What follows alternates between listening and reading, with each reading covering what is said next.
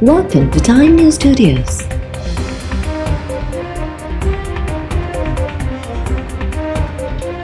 You are watching 6 p.m. Bulletin. Sindh जे लाॻीते एहतजाज बाद Hyderabad Sukkur motorway मंसूबो PSDP में शामिल, जल्द अदावत जो ऐलान। वज़ीर आज़म शहबाज शरीफ जो वॾे वज़ीर मुराद अली शाह खे ख़त। वज़ीर आज़म ख़त में चयो आहे त हैदराबाद सखर मोटरवे खे जल्द PSDP जो हिसो बणायो वेंदो। ज़ाती दिलचस्पी आहे त हैदराबाद सखर मोटरवे जी जल्द तामीर थिए। हैदराबाद सखर मोटरवे ते सिंध जा ख़दशा जाइज़ आहिनि। जल्द हैदराबाद सखर मोटरवे जो कमु शुरू कंदासीं।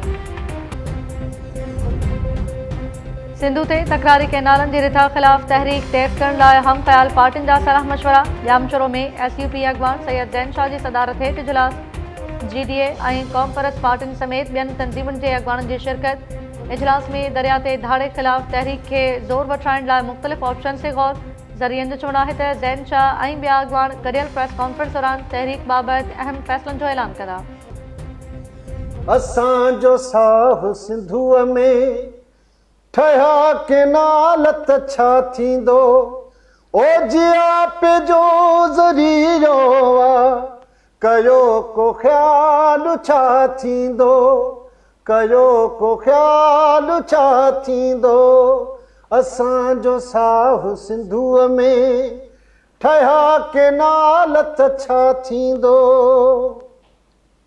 बुखियो ऐं थी उन्हीअ मरिबो, फसल गाह कीअं थींदा, ज़ुल्म ज़बरदस्ती हेॾी इन ते ठाह कीअं थींदा।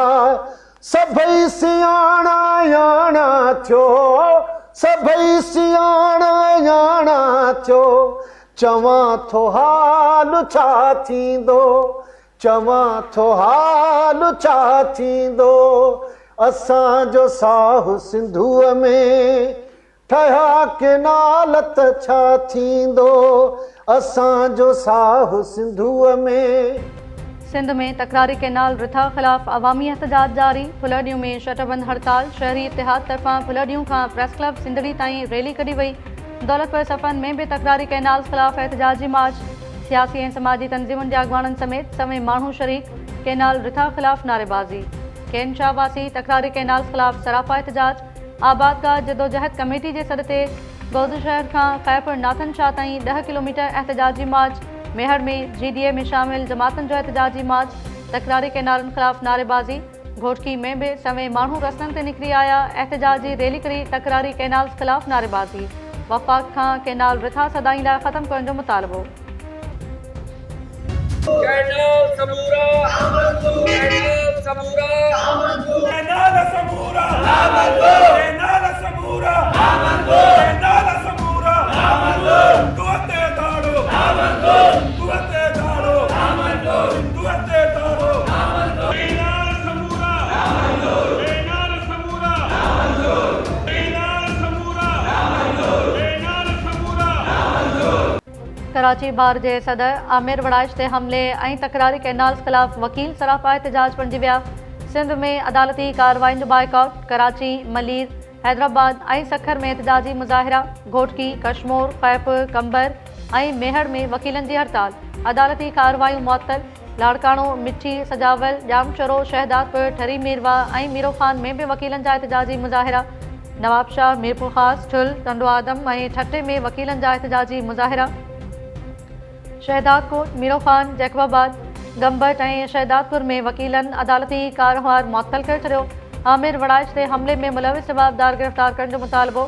गुज़िरियल ॾींहुं कराची बार जे सदर आमिर वड़ाइश मथां IA चंडीगढ़ रोड ते अणॼातल माण्हुनि हमलो करे ज़ख़्मी कयो हो। वकीलनि तरफ़ां 12 अप्रैल ते तकरारी कैनाल्स ख़िलाफ़ कमु शहीद वटि सिंध पंजाब दंग हर हाल में बंदि करण जो ऐलान। हथियारबंदनि जे हमले में ज़ख़्मी थियल कराची बार जे सदर आमिर वड़ाइश चयो आहे त कैनाल्स ख़िलाफ़ तहरीक तां हथ खणाइण लाइ कुझु ॾींहंनि खां अणॼातल नंबर्स तां फ़ोन कॉल्स अची रहियूं आहिनि। डिॼण वारा न आहियूं। 6 कैनालनि वारो मनसूबो हर हाल में ख़त्म कराईंदासीं। हीउ मामिलो रुगो सिंध जो न आहे, पंजाब जी ज़राअत बि तबाह थी वेंदी। कमु शहीद वटि धरणो हणी वेही रहंदासीं। 72 कलाकनि में मुतालबा न वञण जी सूरत में रेलवे ट्रैक बि बंदि करण जो ऐलान। पाकिस्तान नए टैरिफ ते ॻाल्हियुनि लाइ आला सतही वफ़द अमेरिका मोकिलण जो फ़ैसिलो करे छॾियो। वज़ीर आज़म तरफ़ां ॻाल्हियुनि वारे वफ़्त में अहम कारोबारी शख़्सियतनि ऐं एक्सपोर्टर्स खे शामिल करण जी हिदायत। वज़ीर आज़म शहबाज शरीफ़ जी सदारत हेठि इस्लामाबाद में मुल्की एक्सपोर्ट में वाधि ऐं अमेरिका तरफ़ां इम्पोर्ट शयुनि ते लागू कयल नए टैरिफ बाबति जाइज़ाती इजलास थियो।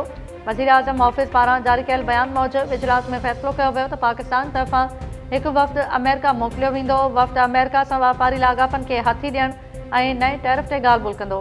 वज़ीर आज़म जी हिदायत ते वफ़्द में अहम कारोबारी शख़्सियतूं ऐं एक्सपोर्टर्स भी शामिल हूंदा।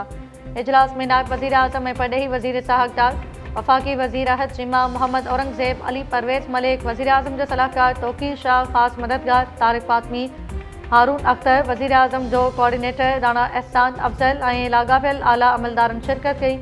वज़ीर आज़म खे अमेरिका पारां लागू कयल नए टैरिफ, स्टेयरिंग कमेटी ऐं वर्किंग ग्रुप जी रिपोर्ट बाबति आगाह कयो वियो ऐं मुस्तक़बिल जी तजवीज़ कयल हिकमत अमली पेश कई वई। वज़ीर आज़म शहबाज शरीफ़ अमेरिकी कंपनीज़ के पाकिस्तान के मादनी शोबे में सिड़पकारी की दावत ॾेई छॾी। अमेरिकी वफ़्द जी वज़ीर आज़म सां मुलाक़ात, मादनी शोबे में सिड़पकारी ते ख़्यालनि जी ॾे वज़ीर आज़म तरफ़ां ॿितरफ़े लाॻापनि जी मज़बूती लाइ अमेरिकी इंतज़ामिया सां गॾिजी कमु करण ते ख़्वाहिश जो इज़हार। वज़ीर आज़म शहबाज शरीफ़ चयो आहे त अमेरिकी कंपनीज़ के पाकिस्तान में मादनियात जे शोबे मां फ़ाइदो हासिल करणु घुरिजे। अमेरिकी परॾेही खाते जी ॾखिण ऐं विच एशियाई मामले जे सीनियर ब्यूरो ऑफिसर ऐं वक़्ती असिस्टेंट सेक्रेटरी एरिक मेयर जी अॻवानी में अमेरिकी वफ़्द इस्लामाबाद में शहबाज शरीफ़ सां मुलाक़ात कई। वज़ीर आज़म फोरम में अमेरिकी वफ़्द जी शिरकत जी आजियां कई ऐं ज़ोर ॾिनो त पाकिस्तान में मादनियात जे शोबे में वसी सलाहियत आहे। अमेरिकी कंपनीज़ खे इन तरजीही शोबे में सिड़पकारी जे मौक़नि मां फ़ाइदो हासिल करणु घुरिजे।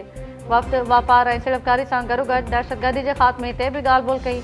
अमेरिकी वफ़्द पाकिस्तान मिनरल्स इन्वेस्टमेंट फोरम में शिरकत लाइ पाकिस्तान जे दौरे ते आयल आहे। पीटीआई बानी ऐं अॻूणे परॾेही वज़ीर शाह महमूद कुरैशी समेत 119 जवाबदारनि खे GHQ हमले केस जी ईंदड़ ॿुधणी ते पेश थियण जो हुकुम। अदालत चयो आहे त सुप्रीम कोर्ट जे 4 महीननि जे डायरेक्शन मूजिबि केस जो फ़ैसिलो कयो वेंदो। हाणे कंहिंखे बि गैर ज़रूरी रुलायो न वेंदो। GHQ हमले केस जी ॿुधणी इस्लामाबाद जी दहशतगर्दी टोड़ अदालत में थी। पंजाब जो अॻूणो सूबाई वज़ीर राजा बिशारत अदालत में पेश थियो। KP जे वॾे वज़ीर अली अमीन गंडापुर जी बि हाज़िरी लॻाई वई। GHQ हमले केस में 119 जवाबदारनि खे समन जारी कया विया। अदालत ॿिनि शाहिदनि लाइ समन नोटिस जारी कया। अदालत PTI बानी खे जेल जी अदालत ऐं शाह महमूद कुरैशी खे 12 अप्रैल ते लाहौर जेल मां पेश करण जो हुकुम ॾिनो। अदालत ईंदड़ ॿुधणी ते बचाव वारनि वकीलनि खे शाहिदनि खां आॾी पुछा करण जो बि हुकुम ॾिनो। अदालत GHQ हमले केस जी जांच टीम खे मुकमल रिकॉर्ड सां गॾु अडियाला जेल में पेश थियण जो हुकुम ॾिनो ऐं चयो त ईंदड़ तारीख़ ते मैजिस्ट्रेट मुजतबा ऐं शाहिद सब इंस्पेक्टर रियाज़ खे तलब करण लाइ नोटिस जारी कयो वियो आहे।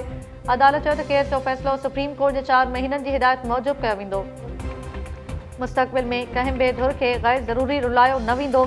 GHQ हमले केस जी ॿुधणी हफ़्ते में 2 भेरा कई वेंदी। 25 शाहिदनि जा बयान रिकॉर्ड कया विया आहिनि। ॿुधणी 12 अप्रैल ताईं मुलतवी। GHQ हमलो केस जी ईंदड़ ॿुधणी अडियाला जेल में थींदी। NPP सरबराह मुर्तज़ा जतोई मोटरसाइकिल फुर केस में सुबुह देरो हेठि रानीपुर जी अदालत में पेश।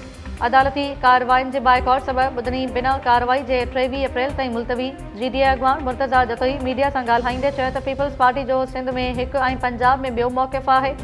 GDA जो वाज़े मौक़िफ़ आहे त केनाल कंहिं बि सूरत में क़बूल न आहिनि। सिंध खे गैर आबाद करे पंजाब जे रेगिस्तान खे आबाद करण लाइ सिंधु दरिया मां केनाल कढिया पिया वञनि। सिंध में अॻु ई पाणी खोट सबबि इंडस डेल्टा तबाह थी वई आहे। समुंड साहिली पटी खे गिड़काए वियो आहे। हाँ सही है अरे नहीं आपने अभी विनादा पे अपना रिश्ता विनादा पे मैं कुछ नहीं सही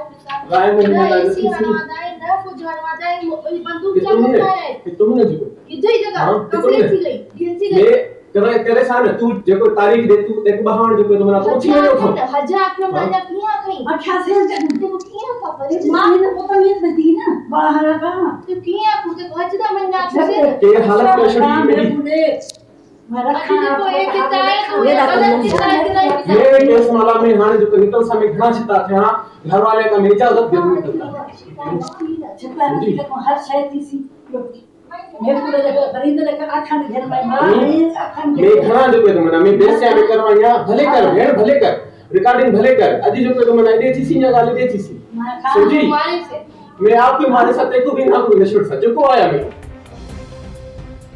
कंबर में प्राइमरी टीचर सदफ हासलो के क़त्ल करण खां अॻु जवाबदार फरीद हासलो जी धमकियुनि वारी वीडियो वायरल। वीडियो में ॾिसी सघिजे थो त जवाबदार फरीद हासलो पिस्टल खणी सदफ जे घर अंदरि खेसि धमकियूं ॾेई रहियो आहे।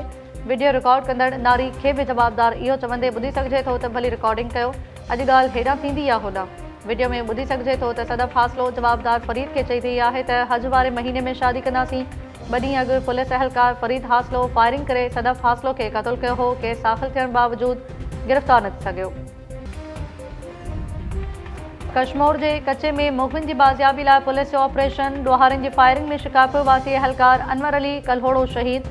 पुलिस जो चवणु आहे त कस्टम अहलकारनि ऐं ॿियनि मुखबिन जी बाज़ियाबी लाइ ऑपरेशन कयो पियो वियो त ॾोहारनि सां मुक़ाबिलो थी पियो। मुक़ाबले में हिकु जवान शहीद थी वियो। शहीद अहलकार जे पलांद जो ऐलान। पीपल्स पार्टी के सीनियर अगवान ताज हैदर जो मढ़ कराची में दरगाह अब्दुल्ला शाह गाज़ी थे अंगण ते दफ़नायो पियो। डिफेंस फोर्स जे इमाम बारगाह में जनाज़ नमाज़ दौरान वॾे वज़ीर मुराद अली शाह, गवर्नर कामरान टिसोरी ऐं सियासी अगवाननि समेत मुख़्तलिफ़ शख़्सियतुनि जी शिरकत। ताज हैदर कुझु अर्सो बीमार रहण बाद गुज़िरियल राति कराची जे निजी अस्पताल में लाॾाणो करे वियो हो। वॾे वज़ीर मुराद अली शाह चयो आहे त ताज हैदर पीपल्स पार्टी जो असासो हो। हुन शफ़ाफ़ चूंडुनि ऐं समाजी इंसाफ़ लाइ भरपूर जिदोजहद कई। पनो आकिल के सहाफ़ी मुनीब इंडड़ ख़िलाफ़ पेका एक्ट तहत वधीक 2 FIR दाख़िल। 24 कलाकनि में सहाफ़ी ते 3 FIR दाख़िल कयो वियो। कैंट थाणे ते सहाफ़ी ख़िलाफ़ सोशल मीडिया ते तौहीन आमेज़ ॿोली इस्तेमालु करण तोड़े धमकियुनि वारी पोस्ट रखण जो केस दाख़िल कयो पियो। पनो आकिल सिटी थाणे ते बि दाख़िल केस में सहाफ़ी मुनीब जा 6 भाती भी जवाबदार नामज़द। FIR खां पोइ सहाफ़ी मुनीब इंडड़ जे मामे इस्माइल इंडड़ ऐं मारोट ज़बीउल्ला इंडड़ खे पुलिस गिरफ़्तार करे खणी वई। गुज़िरियल ॾींहुं मुनीब इंडड़ ख़िलाफ़ दादरो थाणे ते केस दाख़िल कयो वियो हो, जंहिं बाद गिरफ़्तारी लाइ पुलिस संदसि घर ते चढ़ाई बि कई हुई।